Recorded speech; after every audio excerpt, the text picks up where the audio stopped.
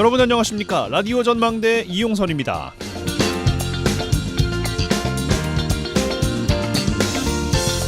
새해 1월에 딱 중간 지점에 와 있습니다. 월요일이기도 하고요. 심기일전하면서 새로운 한 주 잘 지내봐야겠다는 다짐해 봅니다. 독감 환자가 많다 그래요. 저희 집에서도 독감 환자가 발생해서 비상인데 몸 관리도 잘 하셔야 되겠습니다. 오늘 방송 내용이 좀 많을 것 같아서 코너 소개 바로 해드리죠. 지역 소식들 뉴스 브리핑 통해서 들어보겠습니다. 매주 월요일 털어보러 대신해서 이번 주부터 총선 이슈 정리해드리는 총선 전망대 운영합니다. 그리고 이어지는 인터뷰 민주당 영입인재 6호 한국천문연구원의 책임연구원 여수 출신의 황정아 박사 인터뷰 진행합니다. 도정 소식으로 마무리하죠.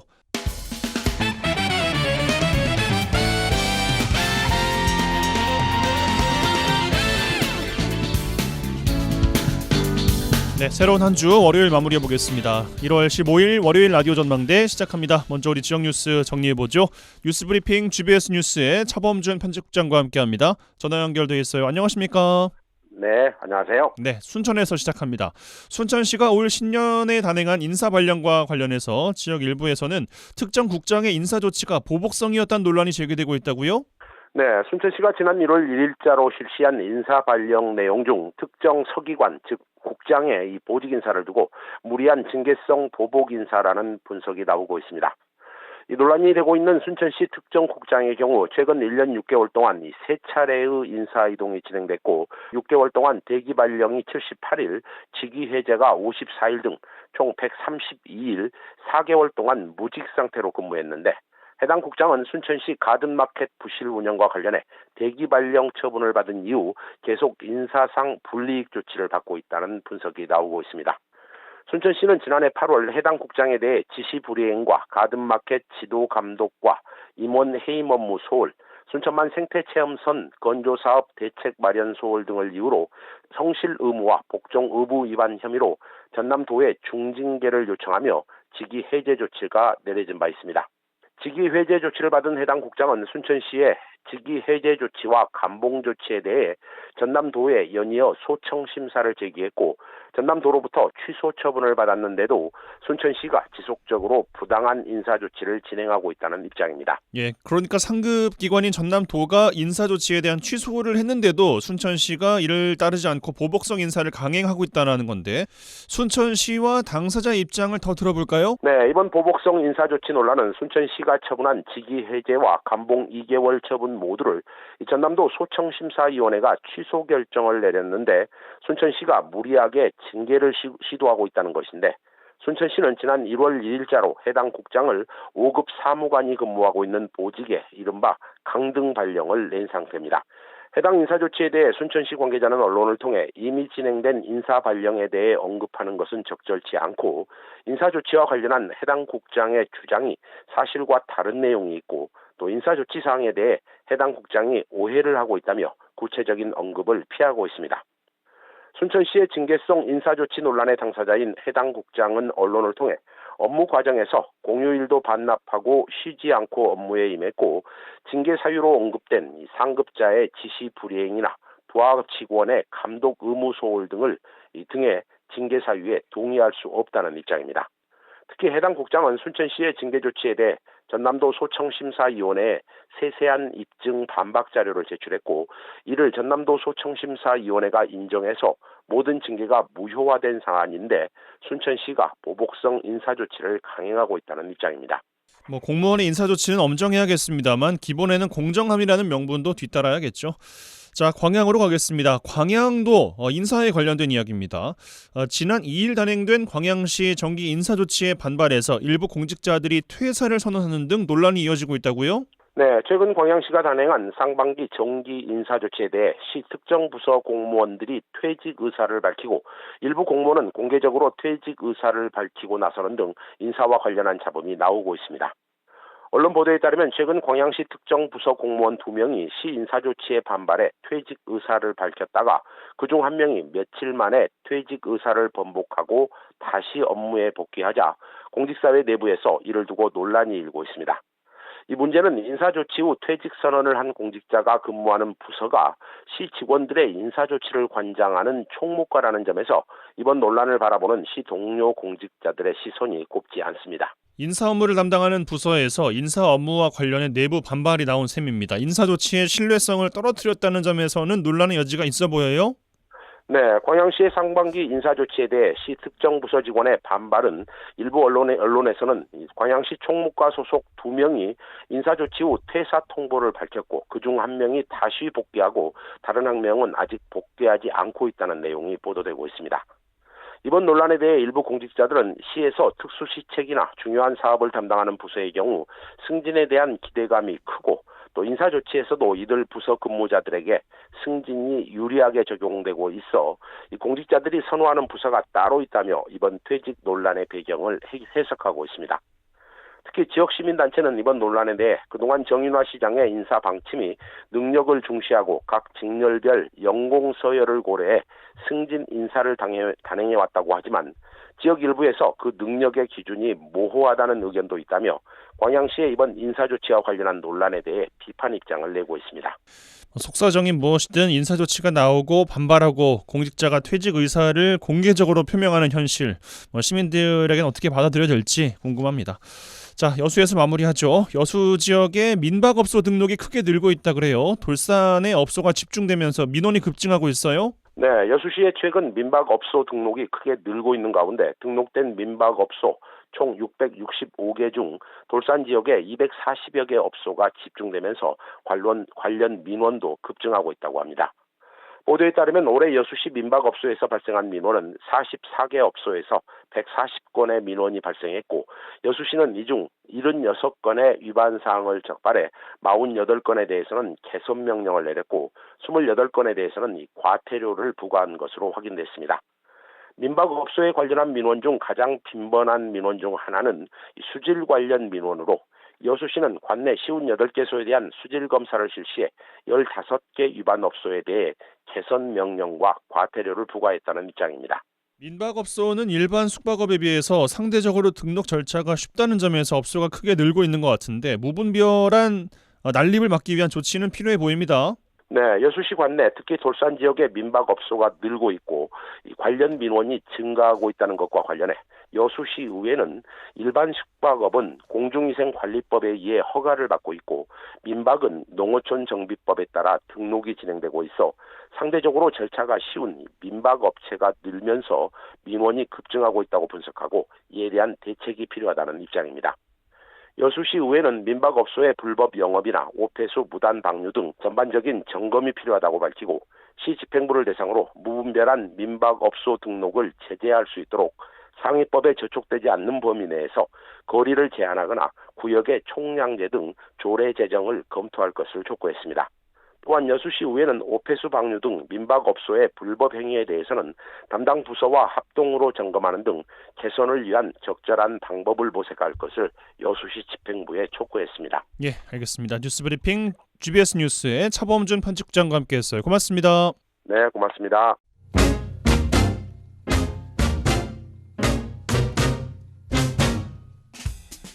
한 시간만 투자하세요. 지역 이야기를 모아 전해드립니다. 지역 시사는 역시 여수 MBC 이용선의 라디오 전망대.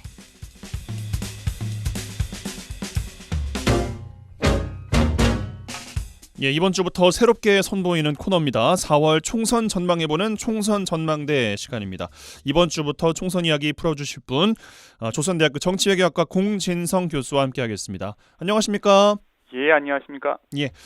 자, 이야기 나눠볼 첫 번째 주제, 아무래도 이 호남 지역이다 보니까 이낙연 전 대표 이야기도 안 할 수가 없는데 지난주 민주당을 탈당했고 민주당의 분열이 본격화됐다고 보십니까? 어떻습니까? 이게 이제 당의 분열이라고 평가를 하려면 좀 두 층위에서 나눠봐야 될 것 같은데요. 일단은 이제 규모가 어느 정도가 되느냐도 있겠고요. 그 분리돼서 나가는 사람들의 성격이 이제 동질적이냐 이질적이냐 이런 걸 좀 따져봐야 될 것 같습니다. 먼저 이제 이낙연 전 대표가 이제 대표였기 때문에 이제 언론의 주목도 받고 탈당의 성격에 좀 더 무게가 실리는 것은 사실이고요. 그러나 이제 이어지는 이제 현역 의원 3명의 탈당이 같은 성격을 가지고 있느냐. 원칙과 상식이라고 하는. 그렇죠. 그리고 또 그 3명은 또 동질적인 분들이냐. 또 이렇게 물어보면 약간 또 각자 의도하는 바나 생각하는 바가 다른 것도 같습니다. 예. 그리고 이제 또 주목해서 봐야 될 것은 이제 정치인들의 탈당하고 당원들의 탈당이 이제 좀 다른 측면이 있습니다. 그러니까 이제 정치인들은 각자 자기 개인의 이제 정치적인 이해관계에 따라서 탈당을 선택할 수 있는데 이것이 이제 당의 분열로 해석되려면 이제 대규모의 당원의 이탈이 이제 당연히 있어야겠죠. 예. 그런데 이제 지금 제가 찾아본 바로는 뭐 민주당 내에 당원들의 대규모 이탈이 있다는 얘기는 못 들었습니다. 그러니까 이제 그런 걸로 봐서는 아직은 이것은 현역 의원들 또는 이제 전 이제 대표나 이제 이런 이제 정치인의 좀 자기 행보 성격이 좀 더 강하고 당원들의 분리로 보기에는 아직은 좀 규모나 그 성격 면에서 좀 부족한 것이 아닌가 이렇게 생각합니다. 그러니까 예를 들어서 이제 대전 유성 지역에 이상민 의원이 이제 탈당을 해서 국민의힘에 입당을 했는데 여기 밑에 있는 시도의원분들이 이제 같이 뭐 밑에 있다는 표현이 적절치는 않습니다만 함께 입당을 했어요 국민의힘에. 이게 집단적으로 되냐 아니냐에 따라서 분열을 이야기할 수 있다라는 말씀이신 것 같습니다. 그러니까 보통 이제 국회의원들은 그 밑에 이제 시의원, 구의원 이런 식으로 이제 기초의회나 광역의회에 속해 있는 또 다른 이제 직업 정치인들과 보통 이제 같이 움직이죠. 예. 그것을 이제 우리가 보통 이제 지역 기반 또 조직이라고 얘기를 하는데 예. 하위에 있는 지역의 정치인들이 또 일정한 규모의 당원들을 확보하고 있죠. 그런 의미에서 이제 어떤 자기의 가장 이제 높은 단위의 이제 국회의원급 정치인이 탈당을 하면 함께 이제 이동하는 경우들이 있는데 부분적으로는 방금 말씀하신 것처럼 대전의 이상민 의원이 그렇게 함께 이동하는 것을 우리가 이제 관찰할 수는 있겠습니다. 그러나 그렇다고 해서 이제 당 전체에서 그런 식의 대규모 당원들의 이탈, 민심 이반에 해당할 법한 그런 규모의 이동이 있는지는 아직은 잘 모르겠습니다. 알겠습니다. 다음 질문 좀 드려보면 이낙연 신당이라고 하는 이 아직은 이제 결정이 되지 않았습니다만 이게 단독으로 갔을 때와 그리고 흔히 말하는 빅텐트 뭐 이준석 그다음에 금태섭 양양자 이런 층과 함께 갔을 때의 파급은 지역에서는 좀 달라질 거라고 판단하십니까? 이게 이제 기본적으로 총선이 두 가지 차원에서 진행이 되는데 이제 아직 선거 제도가 확정이 되지는 않았지만 일단 지역구가 있고 또 한편에서 이제 비례대표 선거가 있지 않습니까? 예. 그러니까 유권자가 행사하는 두 개의 표와 관련이 되는 건데 이 지역구 측면에서는 1당 아니면 2당이 이제 그나마 당선 가능성을 가지는 것이고 3당부터는 당선 가능성이 이제 확연하게 떨어지거든요. 예. 그러다 보니까 지역구를 생각하면 모든 정당이 이제 뭉치는 것이 그나마 유리해지는 거죠. 그래서 이제 사실 총선을 앞두고 기존 정당에 만족하지 못하거나 뭔가 불만이 있는 사람들이 떨어져 나가는 원심력이 작동을 하기도 하지만 일단 나온 다음에는 살아남기 위해서라도 다시 뭉치지 않으면 안 되는 현실적 필요성이 있습니다. 이 구심력이 또 작동을 하는 거죠. 그래서 지금 일단 이제 나온 사람들이 계속해서 어떻게든 이제 눈덩이를 좀 크게 굴려보려고 여러 가지 노력들을 하는 것 같습니다. 그리고 그렇게 될 경우에 이제 비례대표에서도 좀 더 높은 이제 지지를 모을 수는 있겠죠. 그러니까 지역구에서는 근데 이제 아무리 이 눈덩이를 굴린다 하더라도 이 지금 교섭단체를 형성할 수 있을 것인지가 오히려 이제 관심 대상이 될 정도로 제3당이라고 말은 하지만 이 양대 정당에 필적할 만한 규모를 갖추는 것은 현실적으로 어렵기 때문에 지금 뭐 여론조사 결과를 봐도 지금 이제 15%를 넘기느냐가 이제 중요한 관심 대상이 될 정도로 아직은 이제 돌풍이 부는 정도는 아니란 말이죠. 그러나 그러니까 이제 지역구에서 당선되는 것은 굉장히 어려운 반면에 비례대표에서는 그래도 그것이 어느 정도 의석으로 전환이 될 가능성이 훨씬 높아서 그렇기 때문에도 지금 이제 모여야 할 필요성은 확실히 있어 보입니다. 예, 알겠습니다. 민주당 내로 좀 들어가서 질문을 좀 드려보겠습니다. 지난주에 그 찌라시 형태로 평가 하위 20%로 분류된 현역 의원의 실명이 적힌 명단이 돌기도 했습니다. 뭐 지도부에서는 아니다라고 이제 정정을 또 해달라는 요청을 언론사에 했던 걸로 알고 있는데 전남 동부 지역의 뭐 현역 의원도 포함해서 전국에 있는 또 의원들이 포함이 됐습니다. 이게 파장이 좀 있을 거라고 보십니까? 뭐 별로 없을 것 같은데요. 이제 지금까지 저는 뭐 그런 찌라시를 받아보지를 못했지만 예. 받아보신 분들이 스스로 잘 아실 거예요. 뭐냐면 받아봤다는 얘기는 그동안 여러 가지 형태의 찌라시 또는 선거 결과 또는 명단을 미리 받아보는 경험들을 해보셨을 텐데 별로 맞지가 않습니다. 그러니까 이제 이런 궁금증을 이용해서 명단을 조작하는 사람들도 있고, 물론 이 명단이 이제 만들어지는 과정에서 누군가가 엿보고 그걸 또 이제 뭐 누출했을 수도 있죠. 그러나 어쨌든 공식적으로 공관위원장도 모르는 명단이 신뢰할 만한 것은 아닐 거라고 생각을 하고요. 예. 평가를 하기로 했으니까 한 거고, 그 평가 결과를 개별적으로 이제 통보를 할 거고, 나중에 이제 경선 과정에서 감점 요인으로 이제 반영이 될 테니까, 그렇게 해서 하위 10%, 20%에 포함되는 사람들은 경선에서 일단 떨어질 가능성이 굉장히 높은 거죠. 하위 10%, 20%에 해당하는데도 압도적으로 이길 정도로 지역민의 지지를 받는다면 별 문제가 없지만, 현재로서는 우리 광주 전남 지역에서 그렇게 압도적으로 지역민들의 지지를 받는 후보가 있어 보이지는 않습니다. 그런 의미에서 어쨌든 이 명단의 진위 여부와 상관없이 하위 평가 대상이 됐다면 이제 뭐 경선에서는 확실히 불리해지는 것은 분명할 겁니다. 그러나 그것은 이제 알아서, 그러니까 이제 출마 포기를 유도하는 작용 효과를 발휘할 수도 있고, 그런데도 이제 본인이 대체적으로 이제 그 명예 때문에 출마를 포기하면 오히려 이제 저 사람이 혹시 그래서 포기하는 거 아닌가 하는 소문이 돌기 때문에도 이제 굳이 또 한번 경선에 도전을 해서 탈락할 수도 있고, 이제 결국 그거는 이제 본인이 그 리스크를 감당해야 될 거라고 생각합니다. 알겠습니다. 뭐 경선까지 갈 것도 없이 사실 그 전략 공천이라는 것과 연결이 될 수도 있는 것 아니겠습니까? 전략 공천은 이제 규정상 그런 뭐 하위 10%, 20%에 해당하는 의원이 있는 지역구에 할 수 있다고 돼 있는 것은 아니거든요. 예. 그러니까 민주당의 뭐 당헌 당규상으로 뭐 사고 지역이라든지 뭐 불출마 지역이라든지 뭔가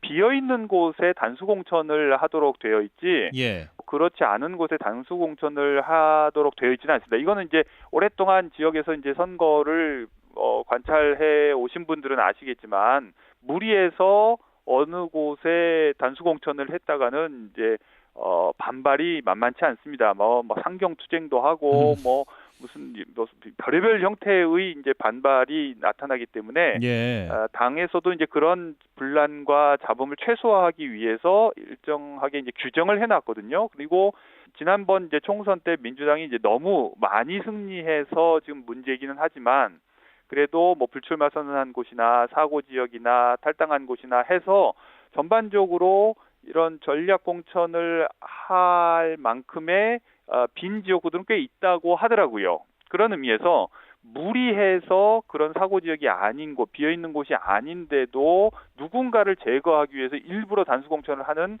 그런 무리수를 둘 것처럼 보이지는 않습니다. 왜 여쭤봤냐면 지난번에 순천이라는 지역이 이제 그런 또 경험이 또 있었기 때문에 이 전략 공천이라는 것을, 왜냐하면 또 이 전남 동부 지역에 영입 인재되신 분들이 면면을 봐도 지역에 또 연고가 또 있는 분들이 계시긴 하거든요. 예. 열어봐야 알겠습니다만. 그러니까 이것이 이제 지난번 총선을 우리가 되돌아보면 선거 제도하고 어느 정도 이제 관련이 있는데요. 그러니까 과거의 병립형 선거제도를 채택한다면 당에서 이제 전략적으로 영입한 인물들을 안전하게 당선되도록 비례대표 상위 순번에 배치하는 것이 어느 정도 가능합니다. 그러면 사실 이제 지역구는 그냥 이제 경선해서 알아서 하도록 내버려 둘 수가 있는데, 지금 지난 총선 때 이제 준연동형 비례대표제가 도입이 되고, 그러면서 이제 양 당이 사실상 위성 정당을 만들었지 않습니까? 그러니까 이제 또 민주당의 경우는 그 위성 정당에 자기가 영입한 뭐 새로운 인물들을 포진시키는 것이 아니라 명분을 잃지 않기 위해서 이제 뒷부분에 배치를 해서 약간 이제 고려해야 될 사람들을 비례대표로 돌리는 가능성, 기회가 굉장히 축소가 됐었습니다. 예. 그러다 보니까 이제 당선이 확실한 지역에 전략 공천을 하는 이제 그런 무리수를 둔 것인데, 그것도 이제 광주, 전남, 전북 뭐 이렇게 다 넓게 보면 그렇게 이제 많은 곳도 아니고 이제 한두 군데였던 거죠. 그러니까 이제 요번에도 다시 병립형으로 돌아가면 그런 문제가 상대적으로 줄어들고 약간의 숨통이 트일 수 있을 텐데, 아하. 만약에 준연동형제를 그대로 계속 유지한다면 약간 그런 고려는 당으로서는 할 수 있을 것 같습니다. 결국 또 선거 제도가 관건이 될 것 같습니다. 말씀 주신 예, 것처럼. 마지막 질문 드리고 마무리하겠습니다. 국민의힘 공관위가 이제 조직 구성을 마쳤습니다. 최근에 친윤 핵심으로 평가받는 이철규 의원이 중책을 맡았는데 한동훈 위원장은 지금 당을 이끄는 건 나라라고 하면서 윤심과 거리두기를 하는 듯한 발언을 하고 있습니다만, 공천 방향은 용산 발이냐 한동훈 발이냐, 결국 한동훈도 용산 발이냐, 어떻게 평가하십니까? 뭐 질문이 그렇게 들어왔는데 지금 당을 이끄는 것은 용산이다 이렇게 말할 수는 없는 거죠. 그거는 이제 법적으로도 이제 총선 개입이 되는 것이고, 본인의 이제 체면도 그렇고 어쨌든 명목상으로는 그렇습니다. 그러나 이제 일반 국민들이 보기에도 정말로 한동훈 비대위원장이 당을 비상 상황에서 뭔가 구해내기 위해서 어떤 자율적인 선택들을 하고 있다고 믿을지는 의문입니다. 예. 그러니까 전체적으로 보면 확실히 이제 용산의 영향 속에서 어떻게 보면 조율된 일들을 하고 있는 것이 아닌가. 그러니까 본인에게 주어진 임무 자체도 지금 현재의 아주 곤란한 상황을 잘 모면하는 것이지, 결코 국민의힘을 완전히 이제 환골탈태해서 총선 승리로 이끄는 역할은 아닌 것 같아요. 예. 그런 의미에서도 뭐 한동훈 비대위원장 개인으로서도 되게 불편한, 그러니까 상당히 이제 난처한 상황일 것 같은데, 그러니까 본인도 정치적으로 미래를 생각하면, 자기의 정치의 미래를 생각하면 누가 시키는 대로 하는 그런 모습을 보여서는 안 될 텐데, 그렇죠. 그리고 일반 지지자들도 그것만을 기대하지는 않을 텐데, 또 그렇다고 해서 대통령을 배신하고 자기 멋대로 할 수도 없는 상황에서 굉장히 지금 당혹스러울 것 같습니다. 그러나 이제 기대와 현실을 이제 다 붙잡고서 어떻게든 이 국면을 이제 돌파하려고 뭐 노력하고 있는 것이 아닌가 싶습니다. 예, 알겠습니다. 이 정도로 이번 주는 마무리하죠. 총선 전망대 조선대학교 정치외교학과 공진성 교수와 함께했습니다. 고맙습니다. 예, 감사합니다. MBC 라디오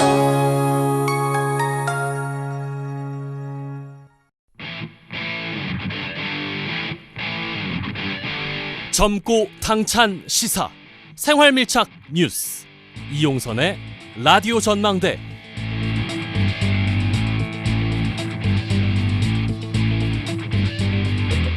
네, 드라마 카이스트의 실제 모델이자 인공위성을 만드는 물리학자면서 한국을 빛낼 젊은 과학자에 선정된 분, 수식어가 아주 화려합니다. 얼마 전에 민주당이 인재로 영입한 한국천문연구원의 책임연구원 6호 황정아 박사의 이력인데, 민주당 영입 이제 6호로 영입이 됐습니다. 바로 만나보죠. 전화 연결되어 있습니다. 나와 계시죠? 예, 안녕하세요. 네, 민주당 내에 지금 박사님 공식적인 직함이 있으십니까? 네, 별다른 직함은 없고 그냥 더불어민주당의 영입 인재 6호라고 불리고 있습니다. 예, 여수 출신이시라고 들었습니다. 네, 맞습니다. 제가 태어날 때는 여수 아니고 전남 여천군이었지만 어쨌든 예, 통합이 됐죠. 예, 앞에 있는 여수시 앞에 있는 섬인 남면 안도에서 태어났거든요. 안도에서 태어나셨어요? 네, 배를 타고 가면, 여객선을 타고 1시간여 정도 들어가면 안도에서 저희 할머니 할아버지 댁이 거기 있어요. 친할아버지 할머니 댁에서 제가 컸기 때문에, 그리고 예. 여안 초등학교, 그러니까 섬에 있는 초등학교에, 사실 초등학교도 아니고 분교였어요, 그때는. 그러면은 그 이력이 굉장히 화려하신데 온 동네 뭐 현수막 같은 거 다 붙어 있었던 그런 대표적인 또 인물이셨겠어요, 그러면? 그 정도는 아니고 뭐 그렇게 대단하지는 않았습니다. 그래요. 네. 언제까지 여수에 계셨습니까? 그 초등학교 때 전학을 경북 울진으로 갔다가 중학교 때 다시 중학교 1학년 때 여수로 이사를 와서, 아빠가 고향이 여수셔서 예. 그때부터 이제 여수 여자 중학교에서 중학교 1학년, 2학년, 3학년 졸업했습니다. 그리고 이제 그리고 과학고를 가셨고. 네네, 고등학교는 전남과학고등학교 갔기 때문에 나주에 있습니다. 예. 그럼 아직 여수에 연고가 남아 있으실까요? 네, 여수에 지금 저희 그러니까 삼촌이랑 고모님이랑 고모부님이랑, 그러니까 친척분들이 아직 여수에 계속 살고 계십니다. 예.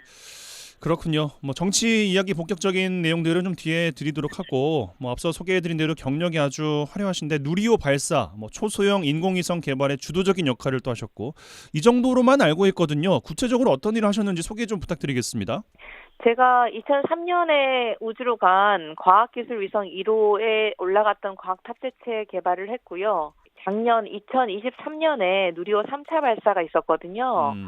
2023년 5월 25일에 누리호 3차 발사에 탑재된 위성들 중에서 4개의 큐브셋 위성들을 제가 만들었습니다.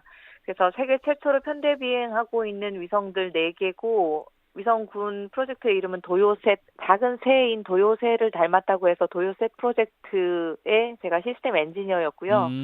도요셋 프로젝트는 2017년부터 시작한 거고 23년 발사할 때까지 7년 동안에 제가 사업 전체 총괄 기획 개발 발사까지 전 과정을 진행했습니다.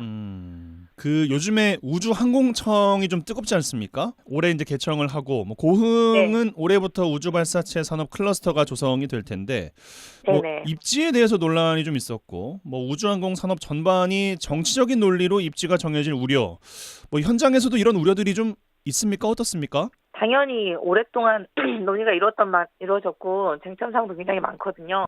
우주항공청 설립을 위한 그 설립을 하려면 특별법이 있어야 되기 때문에 그 특별법이 국회 본회의를 1월 9일 날 통과했습니다. 그래서 4개월 이내에 이제 본회의 통과하고 난 다음에 4개월 이내에 반드시 개청을 해야 되기 때문에 아마도 5월 안에는 우주청이 실체를 갖추고 설립이 될 거거든요. 예. 그 우주항공법 처리 과정에서 여러 가지로 쟁점 사항이 많이 있었습니다.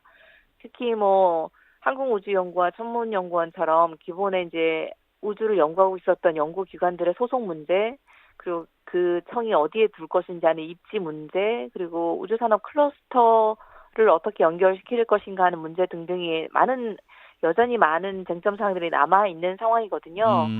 그래서 대한민국의 우주산업 클러스터를 경남, 전남으로 처음에 하는 걸로 되어 있었었고, 대전까지 들어가서 현재 삼각 클러스터 형태로 지금 모양새가 갖춰지고 있습니다.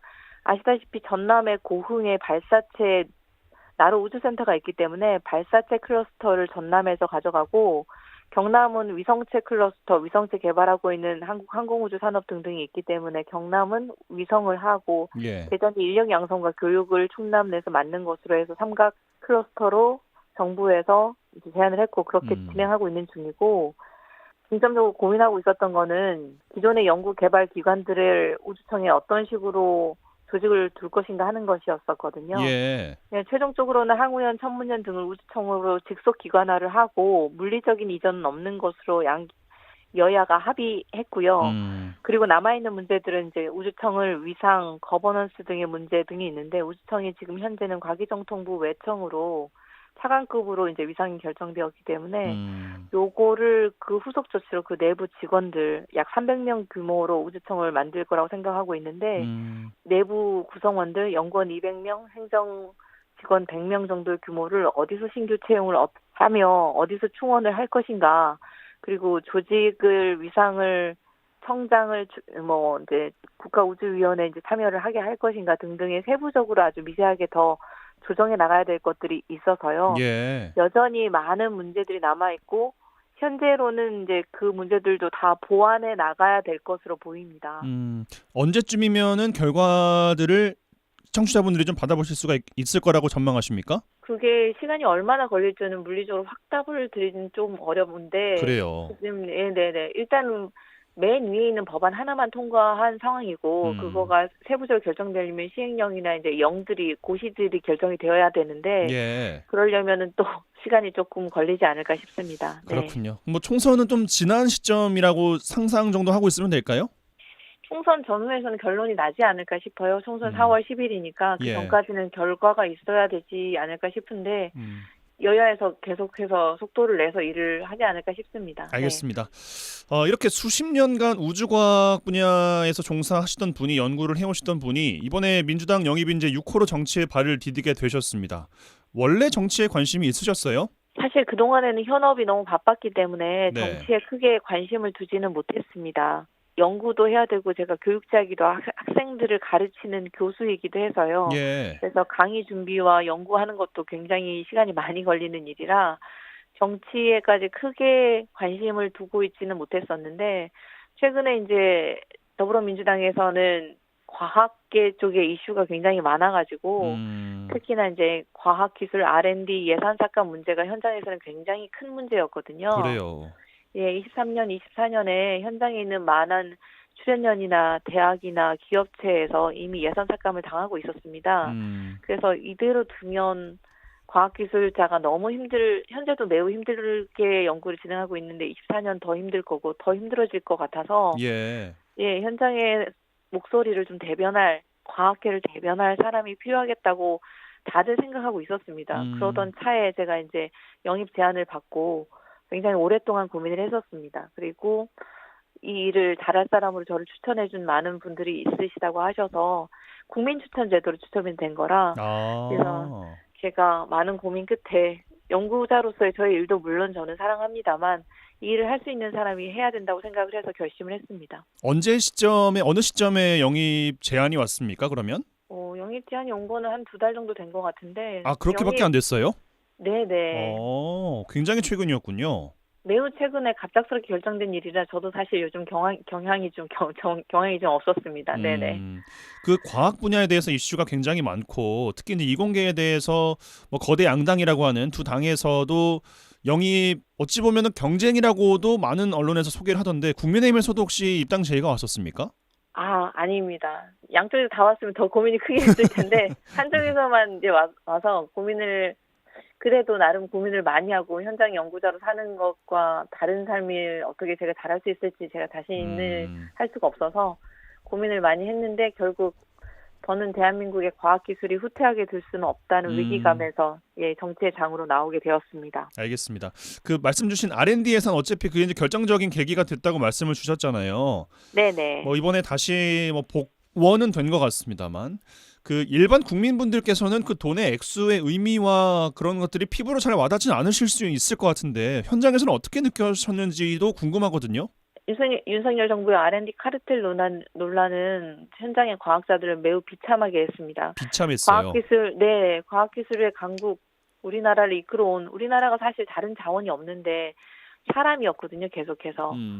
네, 사람들의 열정 페이로 사실 여기까지 온 거나 마찬가지인데 현장의 과학자들이 오늘날 우리나라를 성공하게 만든 성공 방정식의 그 근원에 사람이 있습니다. 근데 과학자들의 사기를 처참하게 꺾었다고 생각하고요. 카르텔이라는 말이 굉장히 조금 너무 저열한 단어인 것 같아요. 그래서 갈라먹기식 R&D 이 한마디에 정부가 R&D 예산을 5조 2천억 원을 깎았고 그런 다음에 이제 민주당이랑 다른 분들이 많이 노력하셔가지고 6천억 원을 조금 증액해서 결과적으로는 전년도에 비해 4조 6천억 원이 삭감된 거예요. 증액된 거 없고요. 예. 순액으로 감액당했습니다.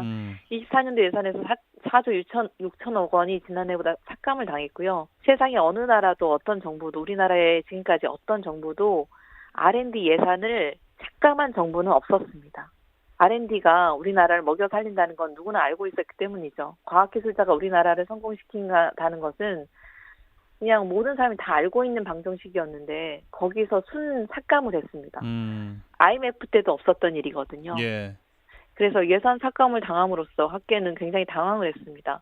아무리 나라가 가난해도 공부할 사람을 공부를 하지 마라 이런 경우는 없었거든요. 그래서 미래 먹거리이기도 하니까요 또. 네, 학계는 연구 인력을 줄이거나 지금 하고 있던 연구 자체를 중단해야 했고요. 계속 과제도 나라가 사실 계약을 해준 거거든요. 3년 동안 이 연구를 해라라고 약속을 한 건데 그걸 삭감한 정부는 없었거든요. 계속 과제 자체도 못하게 하고 그리고 신규 과제는 아예 시작도 못하게 하고 이런 경우는 없었습니다. 과학 예산을 줄였다는 거는 나라가 망하겠다는 뜻인가 이런 생각이 들거든요. 당장 지금 현재 정규직인 분들도 연구를 안 하고 월급만 받고 놀고 먹어야 되나 이런 생각을 하고 있는 중이고 신규로 박사를 막 받으신 분들은 취업 자리가 막연해졌고 이제 미들 커리어 이제 중간쯤 경력자인 저희 그러니까 어느 정도 이상 되시는 분들의 타격이 큰 게 아니라 사실 이제 막 직장에 진입하는 경력에 아하. 진입하시는 분들이 제일 큰 문제거든요. 예. 이제 막 박사학위를 받은 박사후 연구원들과 학생 연구원들, 대학원생 연구원들은 급여를 주는 게 어려워졌습니다. 그래서 계약 연장이 불가능해졌고요. 그들은 생존이 불가능해졌어요. 대한민국의 과학기술이 이렇게 되면 붕괴입니다. 이제 아래서부터 붕괴할 거예요. 주니어 연구자들 키우지 않으면. 그래서 제가 나서게 된 것입니다. 예, 알겠습니다. 현실이 근데 이러한데 그 국민의힘에서도 영입 제안이 왔으면 더 고민이었을 텐데요라고 말씀을 주신 의미는 뭐예요? 그러면? 아마 국민의힘에서도 과학기술 이슈 때문에 과학기술 쪽에 영입 인재들을 지금 막 하고 계신 걸로 봤거든요. 예. 그러니까 이게 중요한 문제라는 걸 다들 알고 계신다는 뜻이죠. 그러니까 영입 경쟁인 것은 맞습니다. 근데 어떤 분들을 이 일을 잘할 수 있게 할 것인가는 양측의 이제 양당에서도 각자 다른 기준으로 고민을 하셨겠죠. 흔히 말하는 뭐 과학계 배팅을 어떻게 누가 더 할지 좀 지켜보자 뭐 이런 것도 포함이 돼 있겠어요, 그러면? 네, 과학자들 중에서도 현실적으로? 이 일을 잘하실 분들이 많이 계실 텐데 다들 예. 걱정을 많이 하고 계시고, 네, 해결 방안이 양 당이 조금 다를 테니까 그 일을 잘할 사람을 누가 더 기준을 들어본다. 선택해서 뽑아 가셨겠죠. 알겠습니다. 영입 인재는 잘 몰라서 그러는데요. 보통 어떻게 출마할지 어디로 출마할지를 당 지도부와 얘기하고 들어오지 않습니까? 사전에 얘기된 바는 없습니까? 제의를 받을 때 이제 저한테도 지역구를 원하시는지 비례를 원하시는지 이렇게 이제 제안을 해오시셨고요. 예. 저한테는 뭐 만약에 일을 하게 되면 기왕 하는 거 오랫동안 잘하고 싶어서 지역구를 더 선호한다라고 말씀을 드렸지만 어쨌든 당에서는 어느 한 석이라도 의석을 더 확보하는 게 더 중요하죠. 사실 그렇죠. 성공해야 되니까.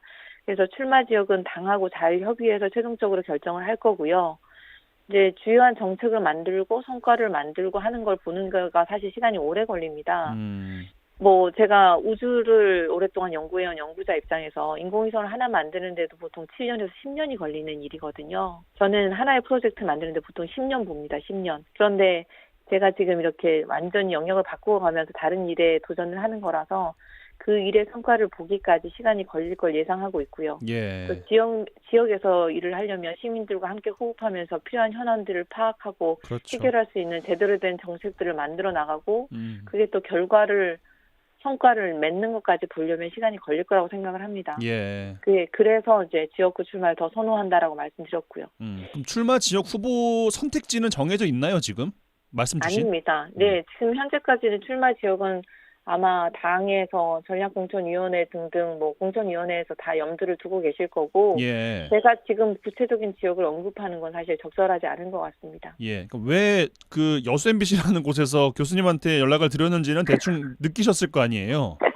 네. 왜냐하면 황정아라는 사람과 지역을 뭐 전국에 있는 모든 시도를 다 내세울 수는 없는 거 아니겠습니까? 그렇죠. 아무래도 대표적으로 이제 고향이시니까. 당에서도 연고를 생각하고 아마 매칭을 생각할 거라고 생각을 하고요. 예. 제가 오랫동안 대전에 살아서 연구자로 직장이 여기 있기 때문에 아마 그쪽 지역도 다들 생각을 하실 거고 당에서도 예. 제가 여수에서 고향이고 여수에서 학교를 다녔었기 때문에 여수 지역구도 아마도 생각도 하실 거라고 생각합니다. 예. 그렇지만 말씀드렸다시피 누구를 어디 세우느냐는 반드시 성공할 수 있는 전략이 설 때 세울 거라고 저는 생각하거든요. 그래서 아마 당에서도 지금 많이 고려를 하고 계실 거라고 생각하고요. 예. 최종적으로 결정되면 따라야 된다고 생각합니다. 뭐 여수, 대전 이제 뭐 두 군데를 직접 말씀 주셨는데 네네. 지역 정치권에서도 이 전략 공천에 대해서 물론 장단점이 있겠습니다만 신경은 쓰는 분위기잖아요. 당연히 그러시겠죠. 중앙당의 입장도 고려를 하셔야 될 거고 예. 당연히 지역에서는 오랫동안 그 지역구를 생각하시고 준비하셨던 분들이 계실 텐데 그분들하고 당연히 잘 협의가 되어야 된다고 생각을 하고요. 예. 당연히 같이 가야죠. 당이 승리하는 방향으로 가야 되기 때문에 그것도 아마 논의가 지역구 준비하시는 분들하고 논의가 충분히 이루어진 다음에 결정될 거라 생각합니다. 대전은 뭐 지금 이제 활동하는 지역이라고 말씀 주셨고 여수에도 이제 뭐 일가 친척분들도 많이 계시면서 아직까지 연고가 남아 있으신데 그 두 지역에서 듣고 있는 관련 지역 정치 분위기는 좀 듣고 계십니까? 정확하게는 제가 다 알고 있지는 못합니다. 예. 네. 알겠습니다. 시간이 다 돼서 인터뷰는 이 정도로 마무리해야 되겠습니다. 시간 내주셔서 고맙습니다. 네, 이렇게 초대해 주셔서 감사합니다. 네, 지금까지 더불어민주당 영입인재 6호 황정아 교수와 말씀 나눴습니다.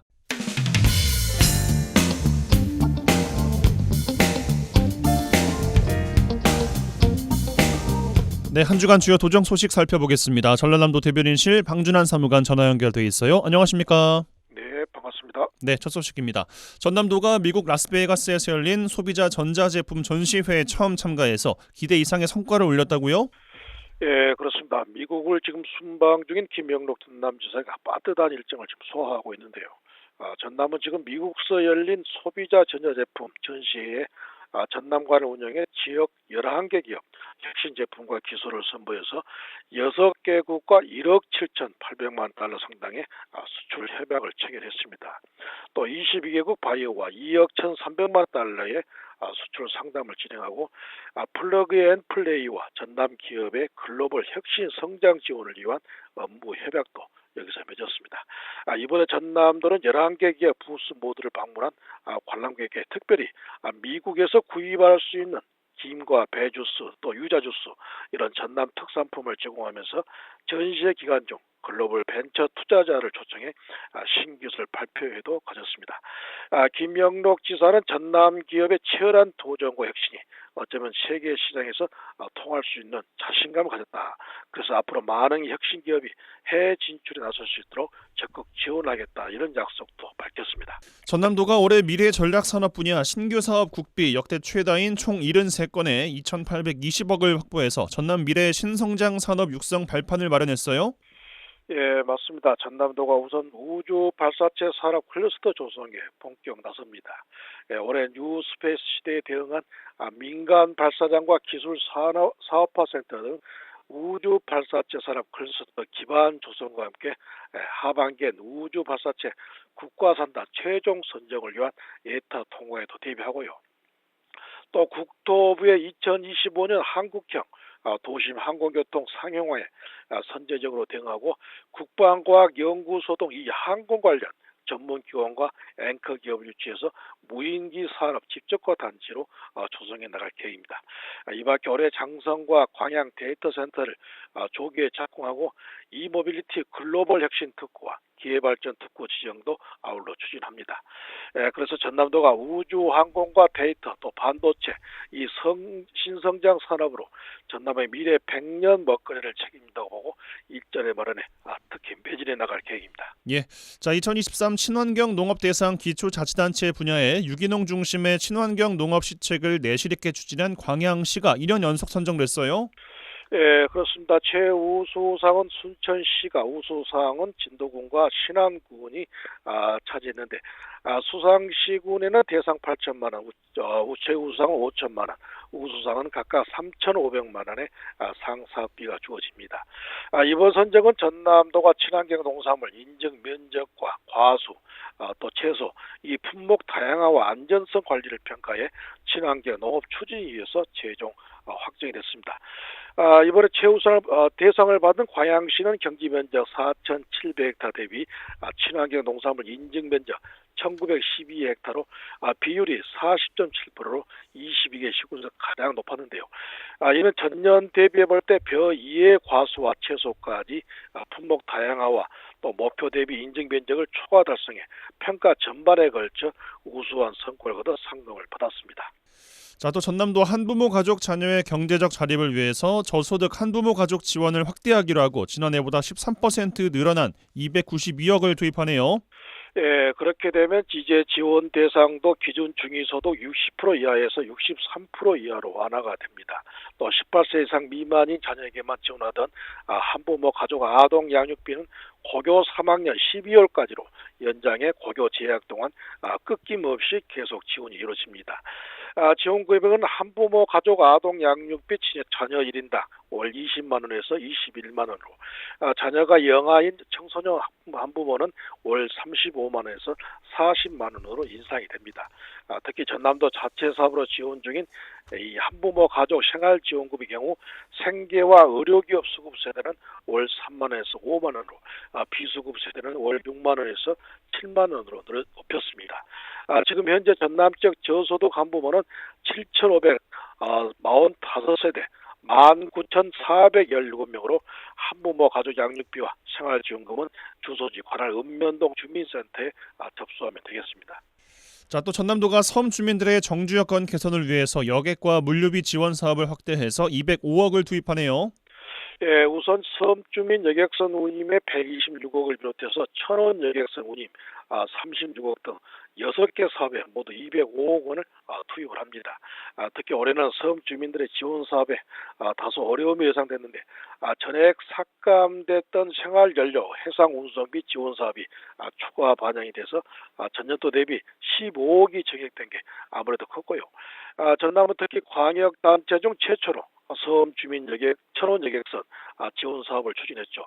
덕분에 전국적인 관심을 받았는데 여기다 생필품을 포함한 유리와 가스 등 생활 필수품에 따른 유류비도 지원해 섬 주민들이 반기고 있습니다. 지난해는 해수부 공모 사업으로 택배 운영 지원비 2건의 신규 사업을 따내서 섬 주민들의 삶의 질 향상과 복지의 우선을 두어 지역민들로부터 큰 호응을 얻은 바 있습니다. 예, 또 전남도가 지역 우수 축제를 집중 육성하기 위해서 시군 10개 축제를 2024년 전라남도 대표 축제로 선정했어요. 예, 맞습니다. 축제 심의 심의를 거쳐 최우수 축제 한평군 대한민국 국향대전이 영예를 나눴습니다. 우수 축제 3개는 목포 항구축제하고 또 광양 매화축제, 영암 왕인문화축제가 뽑혔고요. 그리고 유망 축제로는 곡성 세계장미축제와 공유자축제, 정남진 장흥물축제, 해남 미남축제, 영광 불갑산 상사화축제, 진도 신비의 바닷길 축제 이렇게 6개 축제가 유망 축제로 선정이 됐습니다. 이번에 발표된 2024년 전라남도 대표 축제는 도 축제 심의에서 진행한 발표 평가 점수와 지난해 축제 현장에서 실시한 현장 평가 점수를 합산해서 결정이 됐는데 최우수 축제인 대한민국 국향대전은 아시다시피 23종의 특허 등록 등 수익 창출형 축제 모델을 제시했다는 점이 컸고요. 또 축제를 산업화했다는 게 아무래도 높은 점수를 받았던 것으로 분석이 됐습니다. 네, 전라남도 대변인실 방준환 사무관과 함께했어요. 고맙습니다. 고맙습니다. 네, 월요일 라디오 전망대 마치겠습니다. 오늘도 고생 많으셨습니다. 내일 뵙죠. 이용선이었습니다.